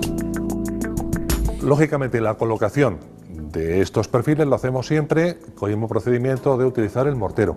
Lo vamos a aplicar siempre por debajo de la malla, embebiendo posteriormente esta dentro del mortero. Esa tira amarilla que vemos es el protector de la cinta adhesiva que lleva para que podamos, al retirar el protector, poner un plástico que proteja las ventanas durante la obra.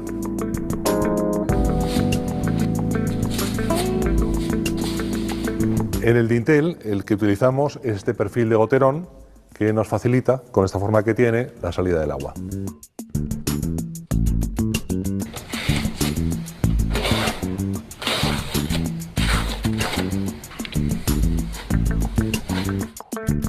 Con esto nosotros estamos protegiendo los vivos y los encuentros entre planos en las ventanas o en las puertas, pero además de esto, como es una zona delicada, vamos a poner también unas tiras de malla en posición diagonal en cada uno de los vértices, que sean por lo menos de 20 por 40 para que nos den una zona adicional de protección.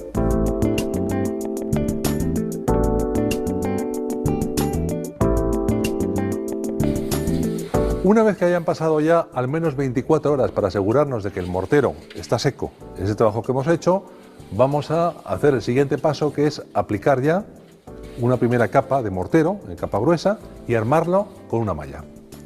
Lo vamos a hacer con el mismo mortero que hemos venido utilizando, en este caso utilizando una llana dentada del 8, aplicándolo en vertical, que es lo que más favorece luego a la colocación de la malla por la forma en que tiene esta su retícula.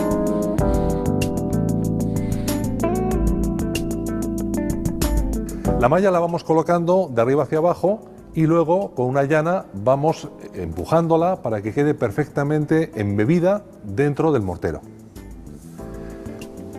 Vamos haciéndolo hasta llegar a la zona de encuentro, y las zonas de encuentro las tenemos que resolver solapando una malla con otra. Tiene que estar solapada unos 10 centímetros y esto es justamente la razón de esas líneas rojas que nos indican los puntos de encuentro que tenemos que hacer en este caso. Vamos así avanzando y seguimos haciendo el mismo trabajo de ir colocando malla y embebiéndola perfectamente dentro del mortero.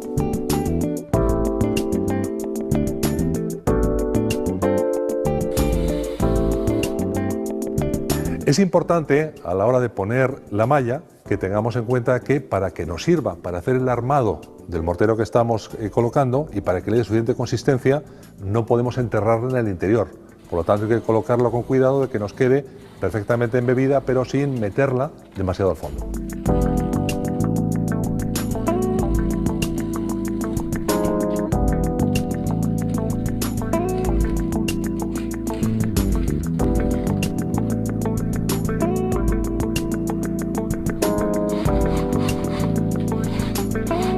Una vez que esté perfectamente seca esta capa, podemos proceder a la siguiente. Lo primero de todo, vamos a quitar las rebagas o los picos que puedan haber quedado directamente con la espátula y aplicamos encima ya una capa de alisado. Si es necesario, porque queramos hacer luego un tipo de pintura que lo requiera, podemos hacer otra siguiente capa de afinado.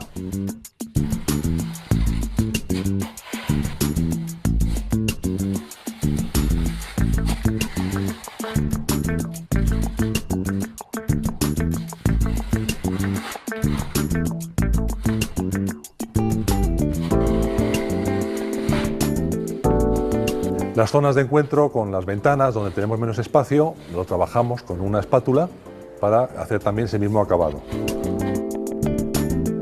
Como revestimiento, tenemos que utilizar también un acabado que corresponda a las necesidades que tiene el sistema para conseguir aislamiento.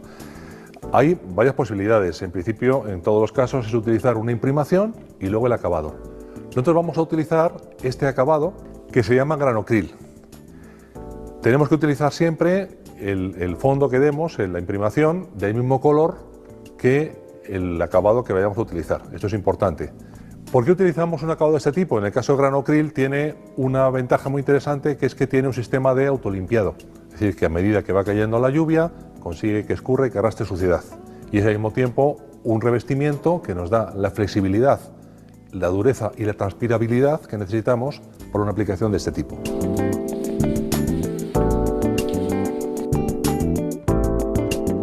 El sistema granocril, la imprimación, el fondo pétreo, tiene la textura de una pintura con un poco de árido. Por eso Sebas lo aplica directamente con un rodillo. Una vez que haya secado la imprimación de granocril, ya podemos poner el revestimiento decorativo. Es muy importante, a la hora de aplicarlo, tener en cuenta que podemos tener dificultades con los encuentros en caso de que dejamos que se seque una parte de la pintura y queramos luego unirlo con una parte que estamos aplicando nueva. Para evitar esto, lo que se establece son una serie de paños donde vamos trabajando que se separan directamente con unas cintas. De esta manera nos aseguramos trabajar un paño siempre con el revestimiento fresco, pasamos al siguiente y vamos aplicando de esta manera siempre el producto, en este caso con una llana. Si te fijas, el trabajo de Sebas es lo que va haciendo en la aplicación, es ir colocando producto y extendiéndolo muy bien, asegurándose que no queden cargas para que de esta manera nos quede una fachada perfectamente uniforme. A continuación vamos a fratasarlo utilizando llana de plástico para que nos quede perfectamente alisado en el acabado final. Al retirar la cinta ves cómo quedan perfectamente armonizadas estos encuentros mediante esta pequeña junta. Algo que no podemos olvidar también en este tema del SATE es que, además del aspecto que tiene de ahorro energético, que es muy importante, en muchas comunidades tiene también ayudas y subvenciones para que se lleve adelante. Es un objetivo fundamental la eficiencia energética y, por tanto, podemos recurrir muchas veces a pedir este tipo de subvenciones. Como es un tema complejo del que es difícil tener a veces información, lo que vamos a hacer es organizar un directo con un arquitecto especialista para que nos pueda contestar tanto a las preguntas que le hagáis respecto de aspectos de subvenciones como también los aspectos de aplicación que vamos a ver en este vídeo. Lo anunciaremos con tiempo, pero Vamos a hablar del diseño pasivo. Para el diseño pasivo podemos llegar a incurrir en el sistema de protección solar, que es el uso de elementos como aleros, sombreados y vegetación para bloquear la radiación solar directamente en verano y permitir que entre en invierno. Esto pues se aplica fundamentalmente en México, en donde pues tenemos clima cálido y entra, pues en verano podría entrar mucha luz que caliente nuestra casa y en invierno queremos aprovechar esa luz para calentar nuestra casa y en invierno y en verano queremos que nuestra casa esté más fresca. Si se diseñan de forma correcta, podríamos evitar la instalación de aparatos de aire acondicionado y si es que se necesitan, se podrían colocar máquinas de menor potencia, logrando un ahorro del consumo energético de aproximadamente del 50%.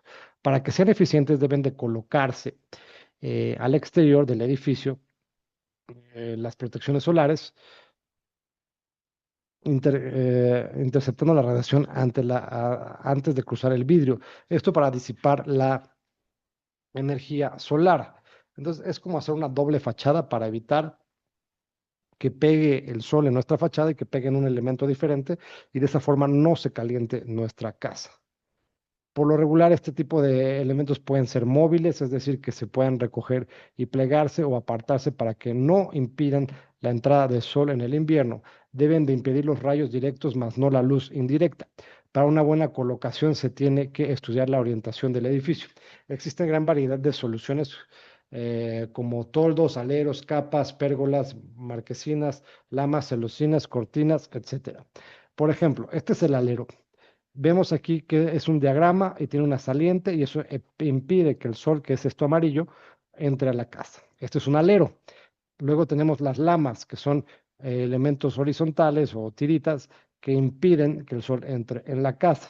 Y luego tenemos un toldo, que es simplemente una cortina que impide que el sol entre en la casa. Vamos a ver, por ejemplo, los aleros que podríamos llegar a tener. En este caso es un toldo, algunos pergolados que nos impiden que entre el sol a nuestra casa y ven este tipo de aleros o toldos, porque esto como que es tirándole un poco a ambos, ¿no?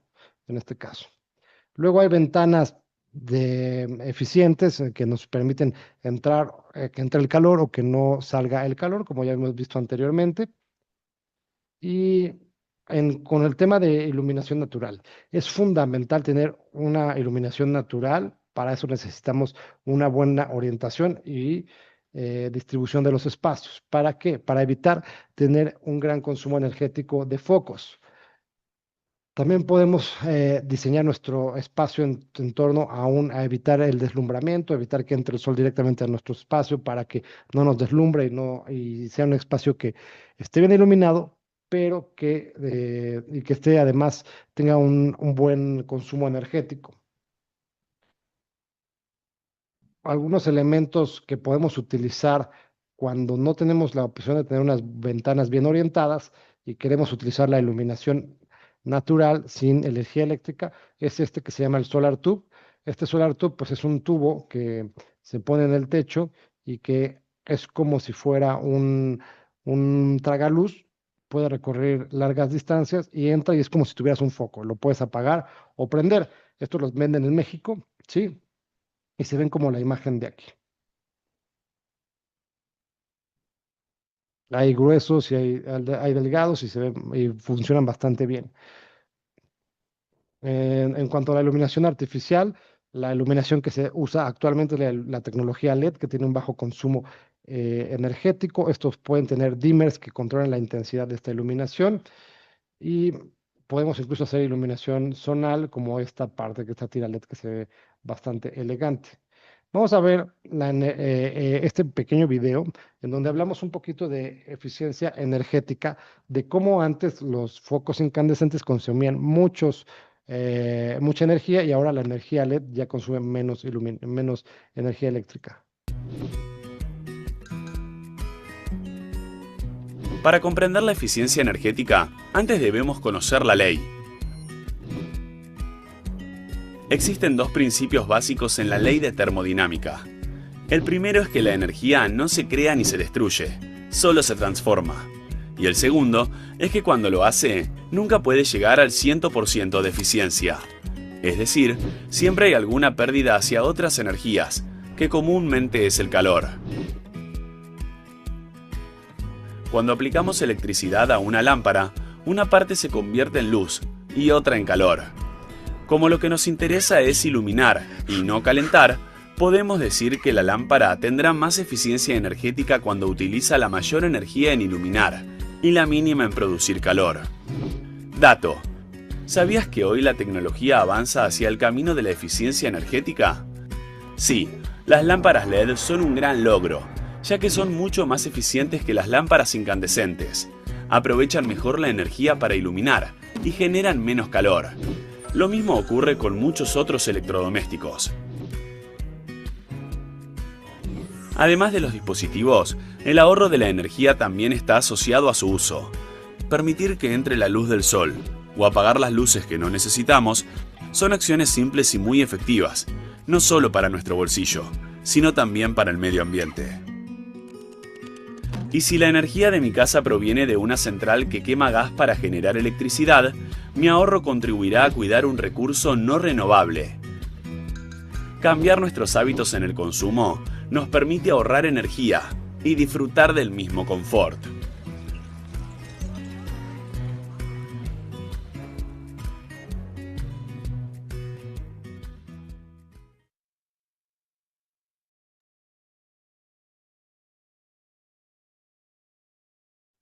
Vamos a hablar de eficiencia lumínica. La relación lumen-watt. Se busca utilizar fuentes de luz que proporcionen una mayor cantidad de lúmenes por cada watt de energía consumido. ¿Esto qué quiere decir? Que tú tengas la mayor cantidad de iluminación con la menor cantidad de energía posible. Los lúmenes son la cantidad de luz visible producida por la fuente y los watts es la cantidad de energía que se necesita para que la fuente de luz funcione. La relación entre lumen y watt es un factor clave en la eficiencia lumínica y en la elección de fuentes de luz más eficiente y sostenible. Aquí tenemos un esquema donde nos dice más o menos cuántos watts consume cada una de estas lámparas, de este tipo de lámparas, y cuántos lúmenes nos genera. Vamos a ir desde el principio. Tenemos un watt, te produce de esta lámpara LED, te produce 80 a 90 lúmenes. Mientras que por 10 veces más energía tienes la misma iluminación con un foco incandescente. Las halógenas y las fluorescentes no hay de un watt. Vámonos a una que haya en todas las lámparas. Un foco de 7 watts de una lámpara LED te produce 560 a 630 lúmenes, mientras que para generar la misma energía, la misma iluminación con incandescentes necesitas 50 watts, con halógenas 29 watts y con fluorescentes 13 watts. Entonces, estamos hablando que evidentemente las lámparas LED son la mejor opción. Y así nos podemos seguir dependiendo del tipo de lámpara y de iluminación que necesitemos. Entonces, lo mejor ahorita es la lámpara LED.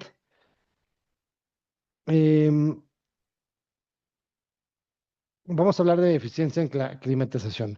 El uso de sistemas de calefacción, ventilación y aire acondicionado de alta eficiencia energética con termostatos programables y sistemas de recuperación de calor es el aire acondicionado. Para esto podemos utilizar aislamiento térmico. A ver, vamos a hablar de qué puedes hacer si tu casa no vas a poner el sistema SATE. ¿Qué puedes hacer? Puedes hacer lo que se llama un trasdosado. ¿Qué es un trasdosado? Hacer sobre tu muro, que ya existe, como preguntaban anteriormente, oye, ¿qué es lo mejor por dentro o por fuera? Supongamos que por dentro tú quieres hacer lo mismo. No es, lo más común es que no vas a hacerlo con el sistema SAT, lo vas a hacer como les voy a mencionar ahora. Vas a hacer un doble muro, en donde tengas el muro de tabique, y después le vas a hacer un muro de tabla roca pegado al muro. Eso se le llama trasdosado. Y adentro del muro de tabique vas a poner fibra de vidrio como esta. Así lo puedes hacer. ¿Qué otra cosa podemos hacer? Puedes poner espuma de poliuretano, el sistema SATE. podemos poner esta espuma de celulosa soplada. ¿Qué es la espuma de celulosa soplada? Pues es papel, papel que soplas y que usan en Estados Unidos mucho y que pues aísla. Podemos usar estos paneles de poliuretano, que son estas láminas que venden en el Home Depot, en algunas casas de materiales, que es como unicel por adentro, nada más que es otro polímero, y lo demás es lámina de aluminio. En algunos techos puedes hacer eso. Y bueno, estas son algunas formas de aislar térmicamente tu casa. No sé si alguien dice, preguntas, Enrique, ¿se puede hacia el exterior el aislamiento? Me imagino que puede haber para interior y exterior.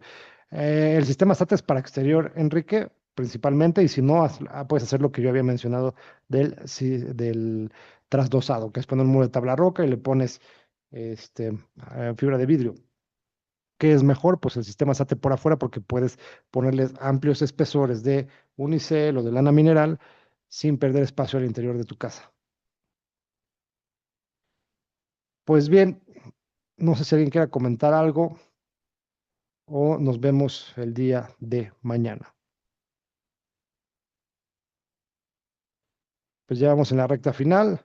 Recuerden que esta semana las clases van a ser martes, miércoles y viernes. Nos vemos mañana.